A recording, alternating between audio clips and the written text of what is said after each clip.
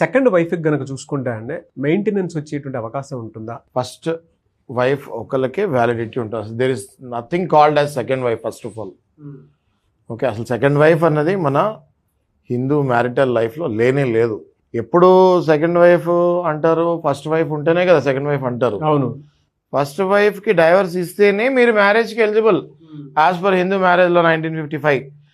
అసలు second wife అన్న concept ఎక్కడి నుంచి వచ్చింది? కాబట్టి there is nothing called as such second wife.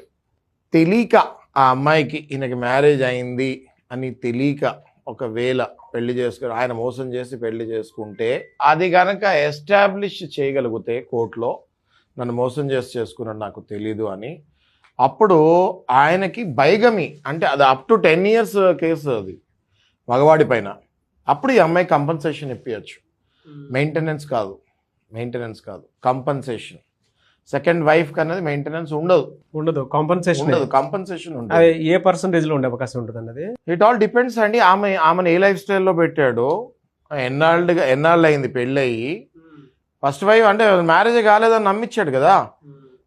Own wife అసలు నాకు పెళ్ళే కాలేదు ఇంతకు ముందు అని పెళ్లి చేసుకున్నప్పుడు ఒక యాలిమనీ లాగా ఒక మెయింటెనెన్స్ లాగా కంపన్సేషన్ ఇప్పించచ్చు. ఎందుకంటే that will come under cheating.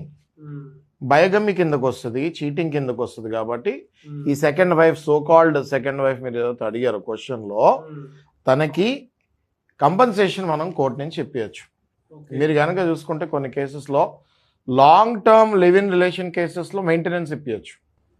అంటే అసలు మ్యారేజ్ ఎన్ని ఇయర్స్? లాంగ్ టర్మ్ ఒక 5 to 7 years అనుకోండి. 5 to 7 there is a chance.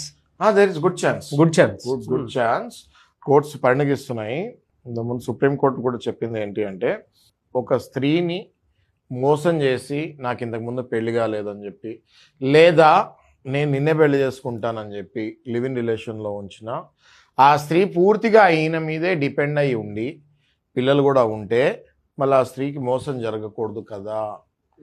తెలిసి పెళ్లి చేసుకుంటే ఆ స్త్రీకి ₹1 కూడా రాదు. మళ్ళీ ఈ పాయింట్ని కూడా మర్చిపోకూడదు నాగరాజు గారు. ఈయనకి పెళ్ళి అయింది అని తెలిసి పెళ్లి చేసుకుంటే మాత్రం ఆమెకు ₹1 కూడా రాదు. పెళ్లి కాలేదు అని చెప్పి మోసం చేసి పెళ్లి చేసుకుంటే నిజంగానే ఆమె విక్టిమ్ కిందకి వస్తుంది.